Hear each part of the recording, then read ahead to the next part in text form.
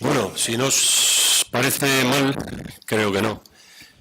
Aparte de que iniciemos el acto, según está previsto, y la programación de lo que pretendemos hacer desde Izquierda Unida o trasladar en este momento en el aspecto de la educación pública, creo que con el accidente de hoy, con el contenido humano y social que tiene la repercusión de este grave accidente, donde además de esas muchísimas personas han perdido la vida, también había estudiantes que iban en viaje de estudios y creo que merece que les dediquemos un minuto de silencio.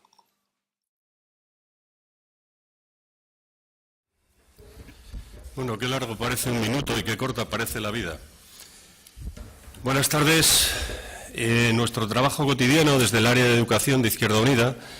que venimos realizando trabajo, participando tanto en la elaboración teórica como en la lucha cotidiana para intentar mantener la educación que pretendemos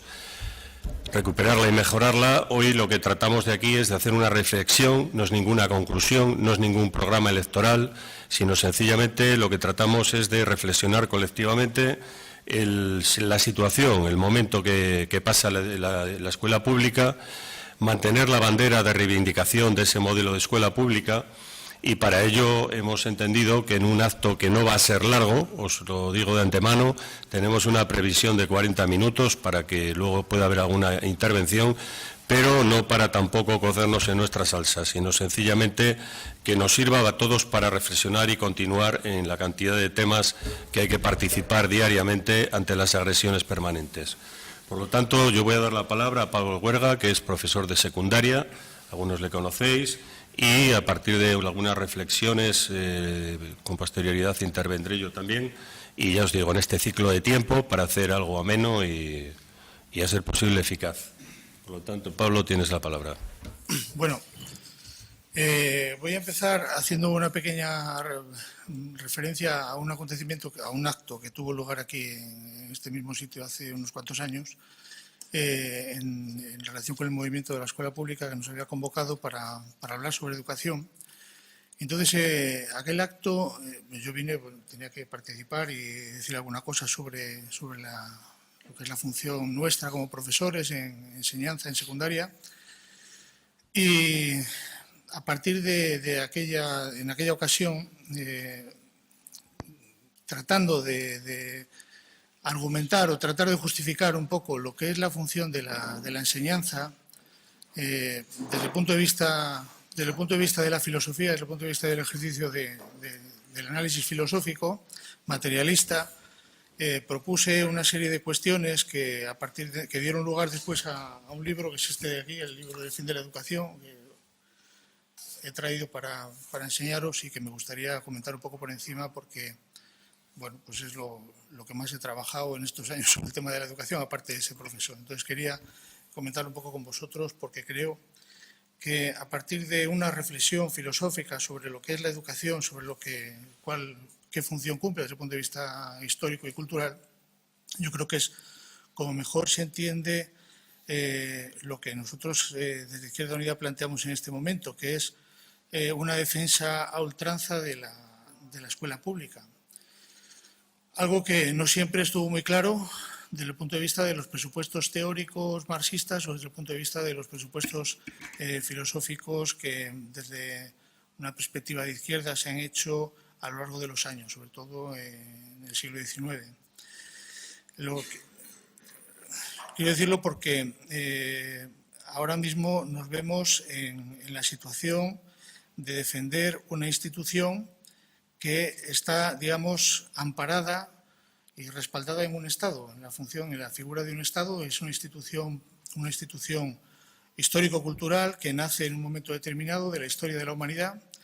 y que tiene un desarrollo, un despliegue histórico en torno al cual ha surgido precisamente la escuela. Y esta es la cuestión. ¿Por qué surge la escuela en un determinado momento? ¿Cuál es su origen? ¿En qué contexto se produce ese origen y por qué?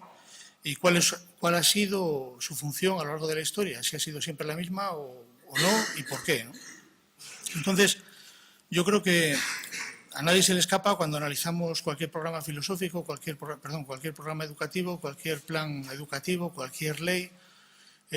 una de las cosas que primero se proponen siempre es los objetivos o los fines con respecto a los cuales se promueve una ley educativa, ¿no?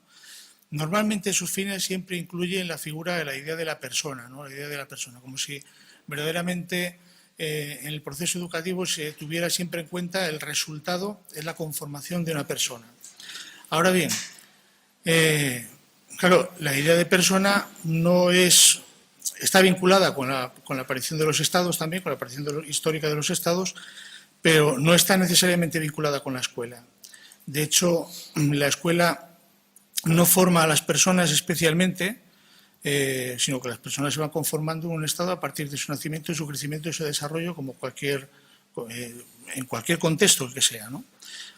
Entonces, cuando hablamos de persona como objetivo, como fin de la educación, yo creo que hay que, digamos, analizarlo un poco más a fondo y profundizar un poco más en ello para ver cuáles son verdaderamente cómo verdaderamente se construye esa persona. No siempre la persona ha sido igual o no siempre se ha concebido de la misma manera y, desde luego, en los planes de estudio o en los programas educativos que se planteaban no hace 100 años ni hace 200 años, sino hace a lo mejor 2000 años, pues para nada se planteaba la cuestión de la formación de la persona, sino otra cosa, o no estaba definida de alguna manera, ¿no? Desde luego,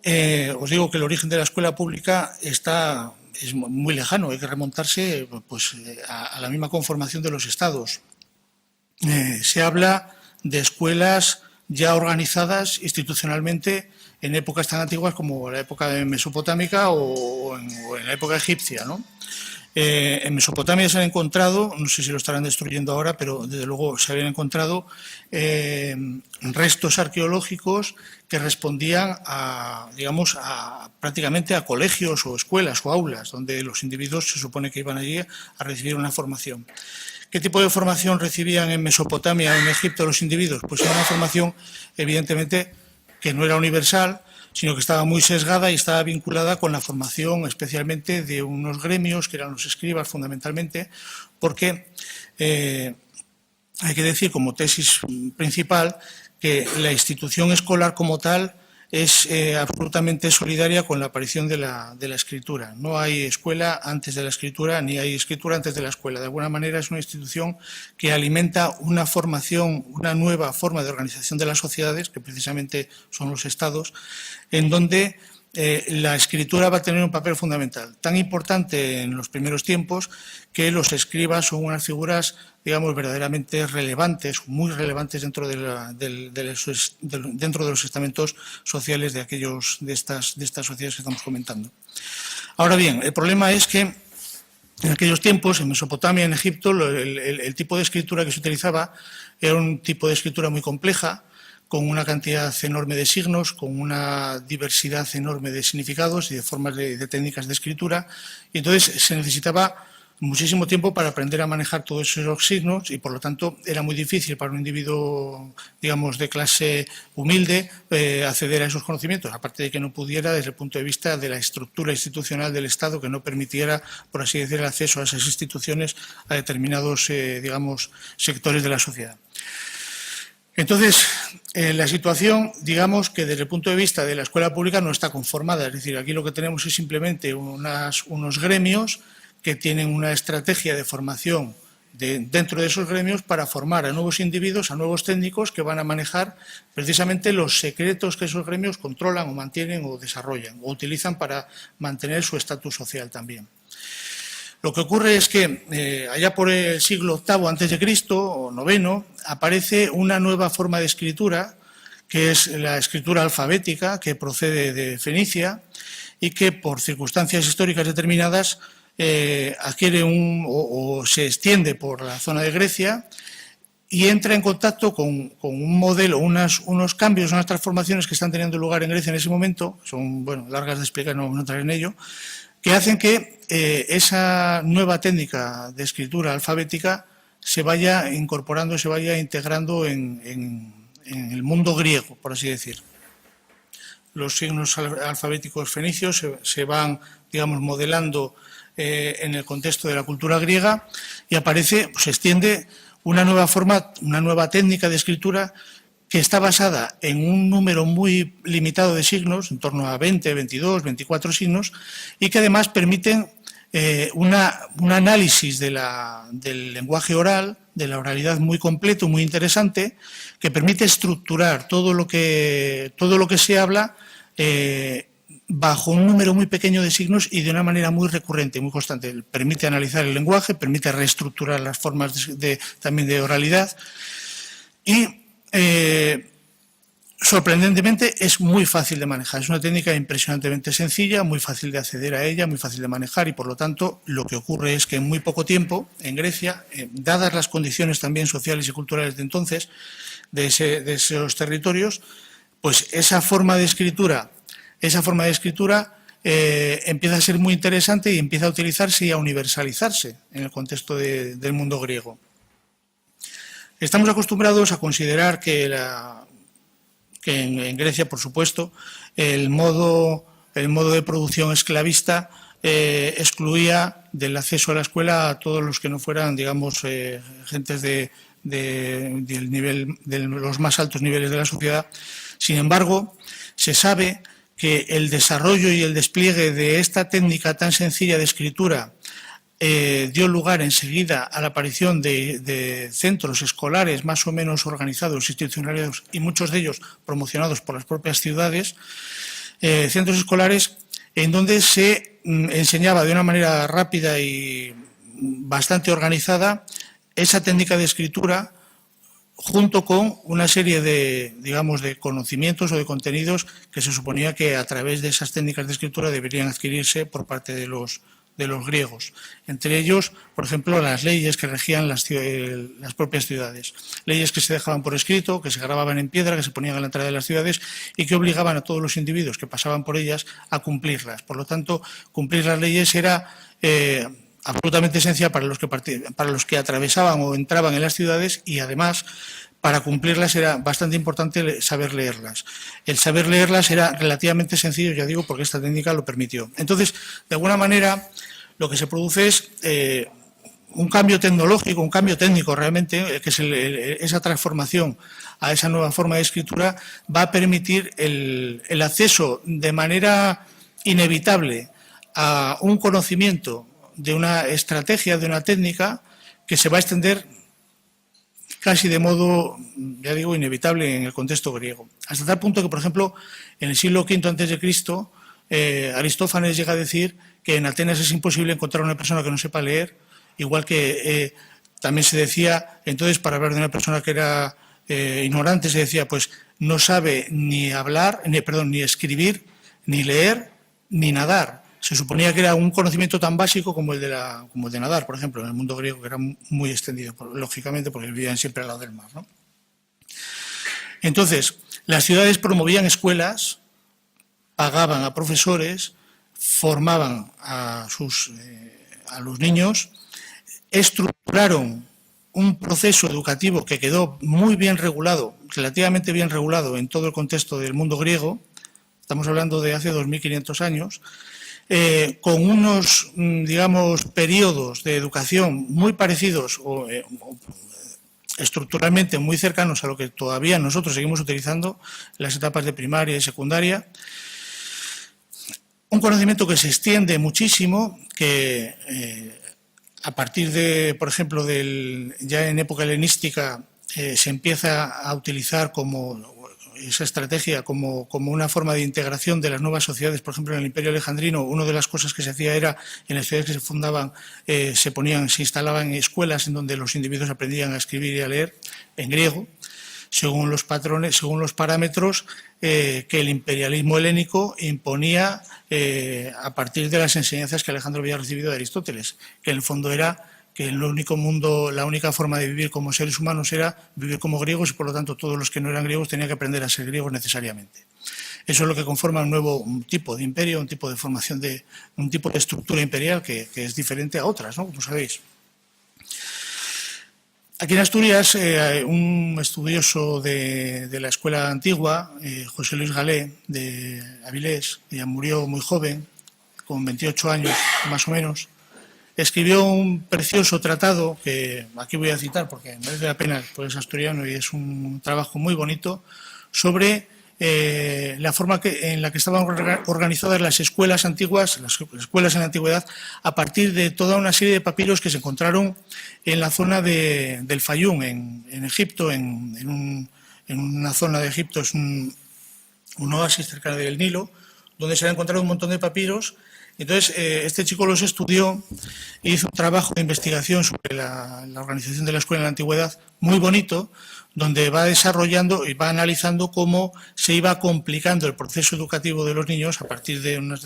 unas enseñanzas básicas hasta, digamos, una formación cada vez más completa que incluía pues, lecturas de poetas, de épica, etcétera, etcétera, ¿no? Leyes y demás. Este libro de Galé se puede encontrar todavía en Internet, merece la pena, es un trabajo muy, ya digo, muy interesante. Entonces, el modelo que, digamos, a través del Imperio Alejandrino se extiende con respecto al uso de la escuela como un instrumento de integración de los individuos en una, digamos, en una cosmovisión, que es la cosmovisión de los griegos, tal y como está incorporada, por así decir, en su idioma, en el idioma griego, es el que después va a utilizar el Imperio Romano, que como sabéis hace lo mismo. El Imperio Romano extiende el imperio y utiliza también la estructura, la institución escolar como una forma de integración de los individuos, hasta tal punto que, por ejemplo, aquí en la zona de la península ibérica se conocen una cantidad bastante considerable de escuelas donde se recibían enseñanza primaria, en zonas incluso muy alejadas de los centros urbanos, en zonas rurales, en zonas mineras, en zonas de explotación minera donde había mucho tráfico de esclavos y demás, ahí también había escuelas. Se sabe que en la antigüedad muchos esclavos manumitidos, después de haber, por ejemplo, trabajado siendo esclavos, habiendo llevado a los niños, sabéis lo del concepto este de pedagogo, ¿no? El pedagogo es el esclavo que va con el niño, que lo lleva a la escuela, y los esclavos aprendían a leer y a escribir también, y muchos de ellos cuando eran manumitidos, como no tenían absolutamente ninguna otra posibilidad, lo que hacían era montar ellos mismos una escuela. Hasta tal punto en la antigüedad se decía que cuando alguien, bueno, evidentemente, eso significa que el trabajo de maestro en la antigüedad no estaba precisamente muy bien valorado, sino que era un trabajo, pues eso, propio también de esclavos manumitidos. Algo que va a permanecer así durante mucho tiempo. Hasta el punto de que en aquellos tiempos se decía que cuando alguien había desaparecido, decía, pues, ¿qué habrá sido de este hombre? Pues no sé, habrá muerto o habrá puesto escuela en algún sitio, ¿no? Es una de las expresiones que se utilizaban en aquella época. La escuela, por lo tanto, se utilizaba como un instrumento de integración social independientemente y al margen del hecho de la vinculación de cada uno a un estrato social diferente. Pero había que enseñar a hablar latín o había que enseñar a hablar griego y se utilizaba con ese contexto y con ese objetivo. En la época medieval,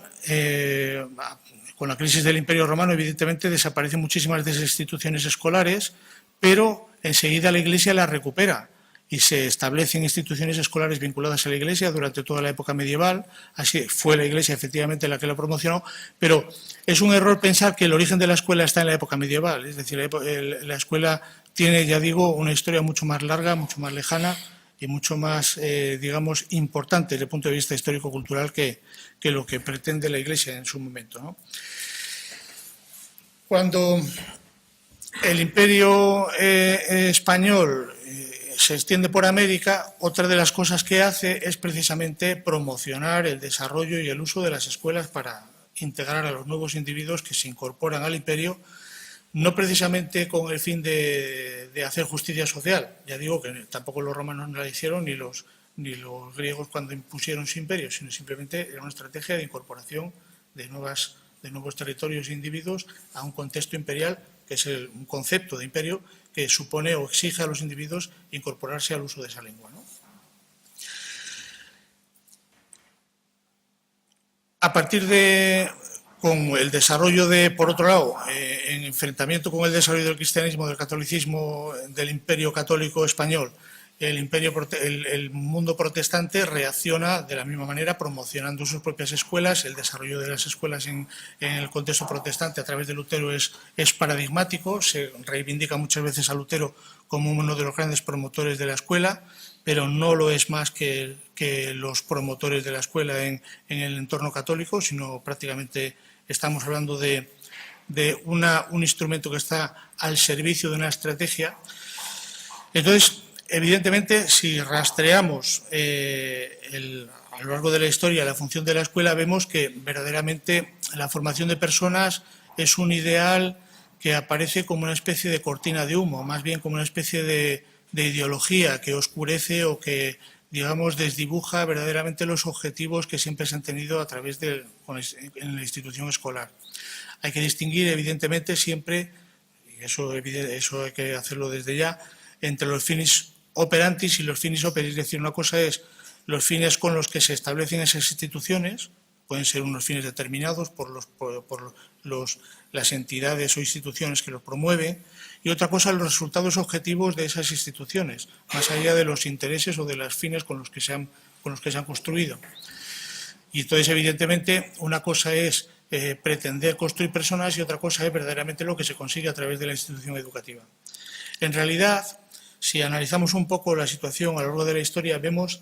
que evidentemente la institución escolar ha jugado un papel fundamental en la integración, por así decir, de los fines personales en el contexto de los planes generales de una sociedad. Es decir, en realidad la escuela es un instrumento como otros, pero un instrumento muy importante para la integración de los fines personales, es decir, de la conformación de la persona en ese sentido, es decir, la proyección de la persona es al fin y al cabo la consecución de una serie de fines que uno establece y que va conforme a los cuales va organizando sus acciones. Los hombres nos diferenciamos de otros seres vivos en que actuamos siempre mediante prolepsis, mediante proyectos, mediante fines. En ese sentido, la escuela lo que ha buscado o el papel que ha jugado siempre es la integración de esos fines en el contexto de los planes generales de la sociedad. Por lo tanto, no es extraño que las transformaciones históricas de las sociedades hayan dado lugar a fines diferentes y a planes y a modelos escolares completamente distintos, también a contenidos diferentes dentro de cada escuela, dentro de cada época histórica. En realidad, podemos analizar incluso cómo se ha ido desplegando la escuela en función de las transformaciones históricas que han tenido lugar en el contexto de la formación de ese tipo de personas, porque evidentemente no hablamos de las mismas personas en la época griega que del tipo de sociedad o del modelo de persona que conforma, por así decir, qué sé yo, el Imperio Romano, o el modelo de persona que conforma, por así decir, el cristianismo, o el que promociona, por así decir, el catolicismo, o los protestantes, o los proyectos, digamos, educativos de países como la Unión Soviética o Cuba, o los proyectos educativos que se han planteado después en Europa y concretamente los que se están planteando ahora en España en particular. De alguna manera, los proyectos educativos son el reflejo de los planes generales de la sociedad en la que se desenvuelve esa escuela. ¿Qué nos encontramos en la actualidad? Nos encontramos en la actualidad una sociedad en la que durante 15 años hemos ido dando palos de ciego buscando alguna ley que sea capaz de organizar el sistema educativo y de darle una estructura y un orden y una solución, porque está lleno de problemas. Cada año se inventan novedades, se introducen modificaciones, variaciones, se incorporan nuevas asignaturas, se retiran otras, etcétera, etcétera. Siempre a golpe de ley. ¿Por qué? Pues porque evidentemente lo que está denotándose ahí es que no hay claridad con relación a lo que queremos construir a través de la escuela. No está claro qué es lo que queremos construir y, por lo tanto, tampoco está claro qué tipo de ley tenemos que construir. Lo que sí sabemos es que tenemos que cumplir unos objetivos que son estrictamente de carácter estadístico, número de aprobados, fracaso escolar, etcétera, pero no sabemos con qué objetivo estamos formándolos ni para qué los estamos formando. Al menos eso es lo que parece, por el desacierto constante en la ley. Otra cosa diferente es que ese desacierto esté respondiendo a una estrategia para desorientar a las sociedades, que también puede ser. Es probable que en el contexto de la situación de España en este momento, en relación con la Unión Europea, pues de alguna forma se esté pretendiendo desorientar y desfondar, por así decir, la posibilidad que los Estados tienen de construir un proyecto educativo propio, precisamente porque en Europa interesa de alguna forma debilitar esos proyectos de construcción nacional. Seguramente va por ahí la cosa. Bueno, solamente estos apuntes para comenzar. Yo creo que es mejor después que abramos un pequeño debate y si quieres te cedo la palabra, Faustino. Vale. Perfecto. Bueno, bien, yo creo que como elemento de reflexión de los orígenes de la educación y el sentido que algunos pueblos le han dado, nos sirve para situarnos en las necesidades que tenemos en este y en este momento. Yo voy a dar una serie de datos y de opiniones que las quiero iniciar en base a dos afirmaciones que están escritas y que, por lo tanto, deberían de ser el eje del punto en el que tenía que estar la educación. En el año 1948, la Declaración Universal de Derechos Humanos, en el artículo 26.1, dice: «Toda persona tiene derecho a la educación. La educación debe ser gratuita, al menos en lo concerniente a la instrucción elemental. La instrucción elemental será obligatoria». Y 30 años después, elaboramos una Constitución en este país y en el artículo 27.4 dice: «La enseñanza básica es obligatoria y gratuita». Bien, si hacemos esas afirmaciones, porque están recogidas y cuando menos de palabra, asumidas por todo el mundo y respetadas por todo el mundo, nos daremos cuenta que la diferencia con la realidad es absolutamente tremenda. Si bien tenemos unos procesos de educación que es obligatoria, con algunas limitaciones y algunas problemáticas que combatimos constantemente, también es cierto que estamos muy lejos de que esa educación sea gratuita. Por lo tanto, nuestra primera reivindicación y el primer eje a la hora de partir es que se cumpla la ley, que no hagan trampas y, por lo tanto, la Constitución, que a veces se utiliza para hacer y para cambiar y para exigir o para domesticar, también queremos que se cumpla en los puntos o en los aspectos de contenido social que son los más importantes y que son los que atañen a la mayoría social, que es la que realmente necesita y demanda estas situaciones.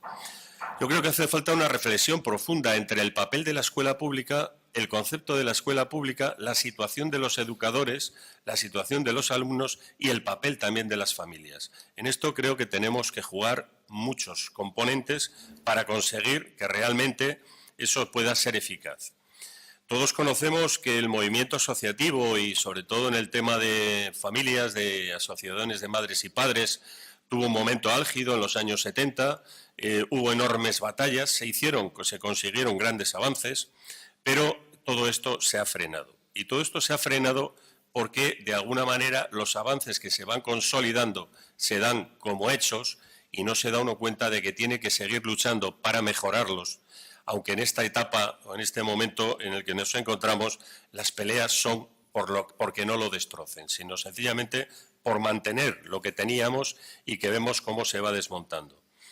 Y cuando se dice todo este tipo de cosas y la gente en la calle comentamos y en los patios de los colegios y a la salida de los colegios, cuando algunas veces se habla de estos temas, se va a la generalidad del son todos iguales, da igual, las cosas dan lo mismo y efectivamente no es así, es todo lo contrario. ¿Por qué es todo lo contrario? Porque cuando a algunas personas elevamos la voz, y hablo ahí de las asociaciones de familias, las organizaciones políticas de la izquierda, los movimientos asociativos de estudiantes, cuando estamos reivindicando y dando guerra en la calle, no lo hacemos porque no tengamos otra actividad más complaciente, sino sencillamente porque estamos sufriendo esas modificaciones que se están haciendo. Por un lado, con la ley de educación, con la LOMCE que se nos colocó recientemente con este brillante ministro, y por otro lado con los datos, que los datos sí que una vez que acontecen son irrebatibles. Y por lo tanto nos esgrimen elementos como el informe PISA, que es falsear la verdad. El baremo que utiliza el informe PISA, si lo utilizasen en los parámetros que utilizamos generalmente de 1 a 10, tendrían una calificación y una distancia, pero como utilizan un baremo de 500, multiplica tanto que parece que estamos mucho más lejos de lo que realmente sucede. Se utilizan y se falsea con informes como se presentan con el tema sobre comprensión lectora, cuando se hacen estudios ahora con personas que estudiaron en la LOE, o sea que tienen una edad muy diferenciada con los procedimientos que se utilizan. Y tenemos realidades tan crueles como que el pasado curso hubo 24.500 becas menos en este país. Hubo 578.549 beneficiarios menos en las ayudas de compra de libros y material escolar en la educación primaria y secundaria. Se han subido las tasas. 460 estudiantes asturianos tuvieron que devolver las becas el pasado curso. 98 estudiantes asturianos de investigación tuvieron que dejar los estudios el pasado curso con los primeros impactos de la ley. Los presupuestos de formación permanente del profesorado se redujeron el 92% y luego nos quieren decir que nos quieren dar mejor educación cuando el profesorado está haciendo verdaderos esfuerzos para sacar adelante un papel, un trabajo y un compromiso con su labor educativa que viene siendo a espaldas o sobrecargando ese esfuerzo personal. Por lo tanto, tenemos una situación donde entre 2012 y 2013 la enseñanza pública no universitaria perdió 24.950 profesores. La universidad pública, 4.321 docentes e investigadores y 1.655 trabajadores del personal de administración y servicios. Hombre, con esta ecuación tan sencilla está claro que el resultado no es lo que nos quería vender la ley Wert o desde el Ministerio de Educación, porque nos hablan justo de lo contrario. Y si nos hablan de mejorar la calidad educativa, con estos datos, con estos presupuestos y con esta situación, evidentemente es imposible. Por lo tanto, estamos y seguimos reivindicando y seguimos peleando y seguimos rechazando la LOMCE. Y lo seguimos reivindicando en la calle y lo seguimos haciendo también desde las instituciones en las que nos dan cabida. Esta casa se pronunció, esta es la sede del Consejo Escolar Municipal de de Gijón, y contradictoriamente con lo habitual conseguimos que se aprobara una propuesta rechazando la LOMCE. Es verdad que fue poco eficaz porque se ha impuesto lo mismo. Por lo tanto, tenemos una ley que seguimos combatiendo. ¿Por qué? Pues primero, porque la competitividad la ponen como dogma o como base de todo el desarrollo de la ley, instalando el valor de la competencia como valor supremo en la educación. El concepto que se tiene de los alumnos es como mercancía para las empresas. Tenemos que formar en dos niveles, unos que serán los que tendríamos que estudiar para trabajar para los que, en otro tipo de nivel educativo privado, a ser posible, serían los que nos dirigieran. Acaba con el pluralismo y la participación. Los directores se nombran desde arriba y, a su vez, estos pueden nombrar sus equipos directivos y pedir el currículum que a ellos les convenga para los profesores aspirantes. Los consejos escolares, que hasta ahora jugaban un papel, pasan a ser consultivos, con lo cual el único elemento de control que venía ejerciéndose de manera, digamos, fehaciente en los centros educativos y en los consejos escolares pasa a un segundo plano, porque evidentemente ese elemento consultivo nos puede dejar en un vacío de no poder aportar o no poder exigir. Garantiza la supremacía del sector privado, casualmente controlado por el clero. Se abren las subvenciones a los centros que segregan por sexos. Y todo esto lo hemos vivido y tenemos ejemplos en esta ciudad. Y fulmina la igualdad de oportunidades. Por lo tanto, creo que estamos en un momento donde la realidad supera la ficción, donde la gravedad se pone por delante de todo, y eso nos lleva a que situaciones concretas, como es la lucha por las escuelas de 0 a 3, en las que se ha avanzado débilmente, pero bueno, ya se empieza a aceptar el concepto educativo en el primer tramo de 0 a 6 años, haciéndolo en dos fases, donde los alumnos se tiene que entender como una fase educativa con una serie de currículos y de diseño de educación para cada una de las edades, donde cumplan una función no asistencial, como alguna vez se le quiere dar desde la derecha, como llamándoles jardines de infancia o como centros de recogida, en fin, de entretenimiento, sino que sencillamente entendemos y los datos indican que es imprescindible o que es evidentemente bueno este tipo de educación temprana. Por lo tanto, esa lucha está ahí, esa lucha continúa. En la semana del 12 al 18 de abril se va a llamar la Semana de los Chupetes, donde se va a hacer una intensa actividad para reivindicar el papel de estas escuelas, que de alguna manera querían poner poner en marcha un sistema de funcionamiento de las escuelas que de nuevo volvía a dividir los alumnos y alumnas o los niños y niñas asturianas en dos tipos de categorías, los que vivan en municipios que puedan atender determinados costes y mantenimientos de educación y aquellos otros municipios más pequeños o de presupuestos escasos donde nunca en la vida podría haber una escuela de este tipo. Por lo tanto, entendemos, y así lo hemos hecho saber y lo seguimos reivindicando, que ese tipo de escuelas tienen que depender de la Consejería de Educación, que es quien tiene la competencia. Y, a su vez, tendrá que pelear con quien tenga que pelear, porque también hay que decirlo en honor de la verdad, que hace 2 años que el Gobierno central retiró los presupuestos para este tipo de educación infantil. Por lo tanto, esas son las situaciones en las que nos encontramos, a las que tenemos que unir para ese derecho a la educación un elemento importante, que es el transporte escolar, y ahí habréis visto como también en el entorno de nuestro municipio, en Zalce concretamente, en Quintes, que está aquí al lado, aunque sea de Villaviciosa, estamos peleando porque los autobuses paren por las paradas regulares que ya existían y se pueda atender ese traslado de alumnos. Estamos discutiendo también sobre el tradicional y tan manido elemento de lo que es el coste de la plaza escolar. Las plazas escolares, a alguien le interesa vender que la escuela privada es más barata y, sin embargo, en este aspecto yo creo que el área federal de Izquierda Unida presentamos en noviembre un excelente informe donde desbroza absolutamente todos los costes en educación, recoge dónde van esos costes y cómo desde la escuela pública se atiende tanto en los centros urbanos importantes como en los periféricos y en los más alejados. Por lo tanto, todo ese gasto en educación hay que repercutirlo en todo ese proceso y al final la cuenta daba la vuelta y, por lo tanto, el coste, ese que se quiere manejar, ni la escuela privada es de más calidad y, desde luego, el coste tampoco es más barato, todo lo contrario. Por lo tanto, todas estas cuestiones nos llevan a que hay que seguir peleando por todas estas cosas. Y recientemente, y todavía ayer, yo creo que el colofón de la movilización de los estudiantes de universidad y que ha estado, o que el colofón fue el elemento de Oviedo, antes de ayer una concentración también en Gijón,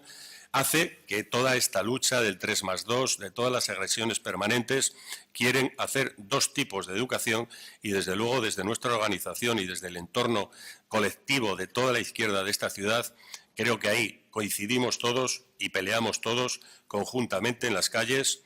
con el sindicato de estudiantes, con el movimiento social por la escuela pública y por todo aquello que se mueve en sentido progresista para aunar y para poder concitar el interés de los ciudadanos para seguir reivindicando y manifestando. Por lo tanto, yo eso lo traslado. Queremos ser altavoces de esa movilización, hacerlo de igual a igual con todas las organizaciones que nos movemos en el ámbito estudiantil y educativo y seguir peleando por la dignidad de la escuela, de la calidad de la escuela y por la dignidad también del profesorado para que se pueda conseguir esa escuela que algunos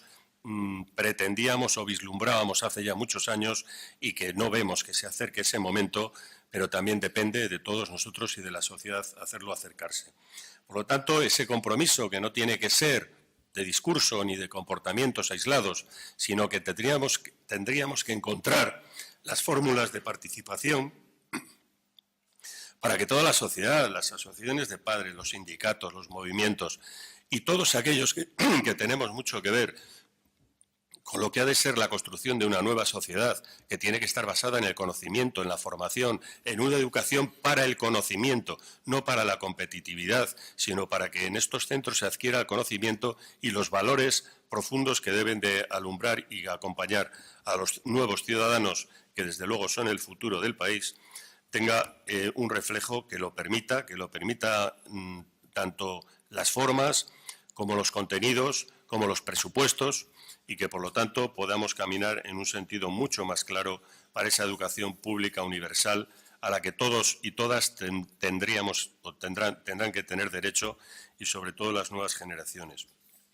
Por lo tanto, yo creo que como elementos más que suficientes para argumentar y para situar el porqué de la motivación y la necesidad de seguir luchando en el entorno de la escuela es reivindicar ese concepto de escuela pública y todos los elementos que conlleva, sin perder nunca el origen ni el norte. Y el origen y el norte tiene que ser que esa sociedad a la que aspiramos que sea más justa, más igualitaria y, sobre todo, más cívica, tiene que venir de la mano de esos proyectos, de esa participación en los centros donde se inculquen también valores de todo tipo,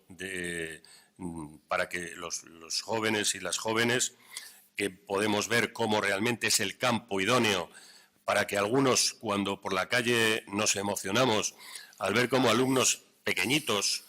tiran de la chaqueta de padres y madres y hermanos porque queremos cruzar en rojo o porque tiramos los papeles fuera de la papelera, se multiplique para que ese tipo de sociedad se pueda llevar a cabo, y algunos pensamos que es posible. Algunos también estamos trabajando en un programa alternativo de educación para un nuevo modelo de país y para un nuevo modelo educativo, y a eso es a lo que os invitamos, y como os decía al principio, no es ningún preámbulo, no es ningún programa, sino que son elementos de reflexión para que intentemos sumar fuera de aquí a cuantos más ciudadanas y ciudadanos entiendan que es importante luchar y reivindicar constantemente la escuela, porque es el eje fundamental de la construcción de un nuevo Estado.